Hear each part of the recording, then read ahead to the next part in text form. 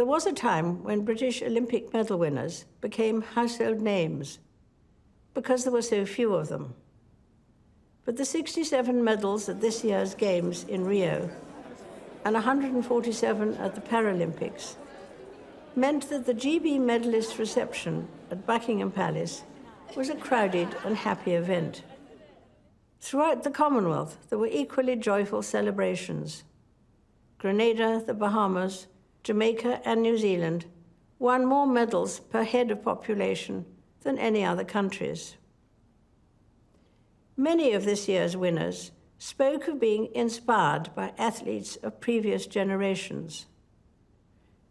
Inspiration fed their aspiration, and having discovered abilities they scarcely knew they had, these athletes are now inspiring others. A few months ago, I saw inspiration of a different kind when I opened the new Cambridge base of the East Anglian Air Ambulance, where Prince William works as a helicopter pilot. It was not hard to be moved by the dedication of the highly skilled doctors, paramedics, and crew who are called out on average 5 times a day. But to be inspirational, you don't have to save lives or win medals. I often draw strength from meeting ordinary people doing extraordinary things. Volunteers, carers, community organizers, and good neighbors. Unsung heroes whose quiet dedication makes them special. They are an inspiration to those who know them, and their lives frequently embody a truth expressed by Mother Teresa, from this year, Saint Teresa of Calcutta.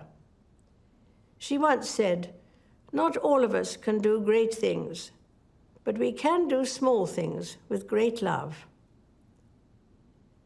This has been the experience of 2 remarkable organizations, the Duke of Edinburgh's Award and the Prince's Trust, which are 60 and 40 years old this year.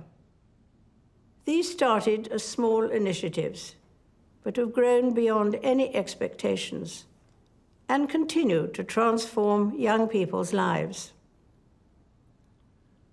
To mark my 90th birthday, volunteers and supporters of the 600 charities of which I have been patron came to a lunch in the Mall.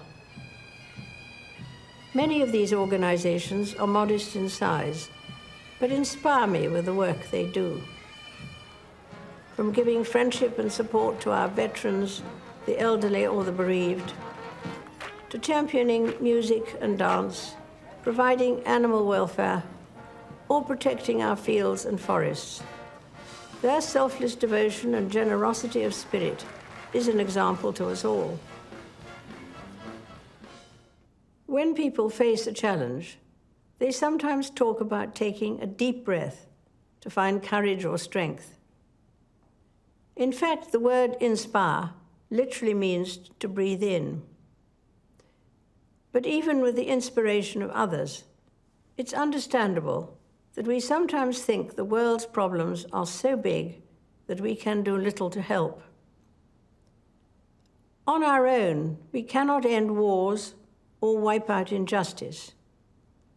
But the cumulative impact of thousands of small acts of goodness can be bigger than we imagine.